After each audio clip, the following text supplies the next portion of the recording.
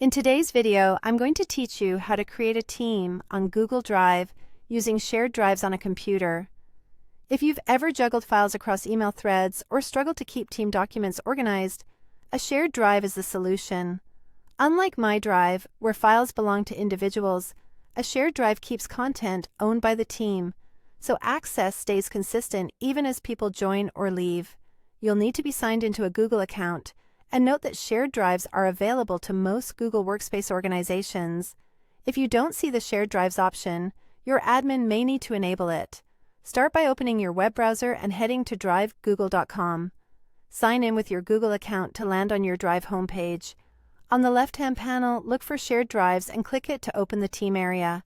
At the top of that section, select the plus icon labeled New to begin creating your team space. Give your shared drive a clear, descriptive name, something your teammates will recognize right away. Names like Marketing Content, Project Alpha, or Q3 Planning work well. Once you're happy with the name, click Create.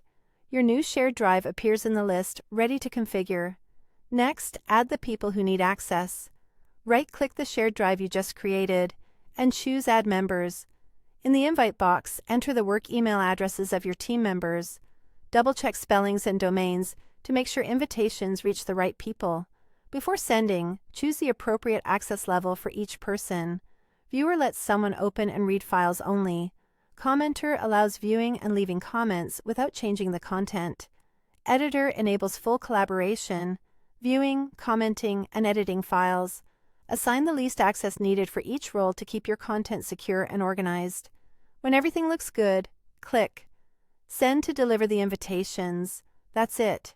Your team's shared drive is ready. As people accept the invites, they can work together in one central place, keeping files organized and up to date. Because the drive belongs to the team, files added here stay available to everyone with access, which greatly reduces version confusion. You can always revisit the member list later to adjust access as your project evolves.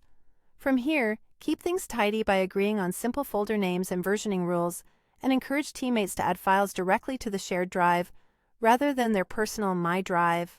That way, important documents remain in the same place.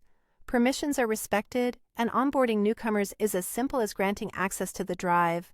If this video helped, please like, subscribe, and share. Thanks for watching.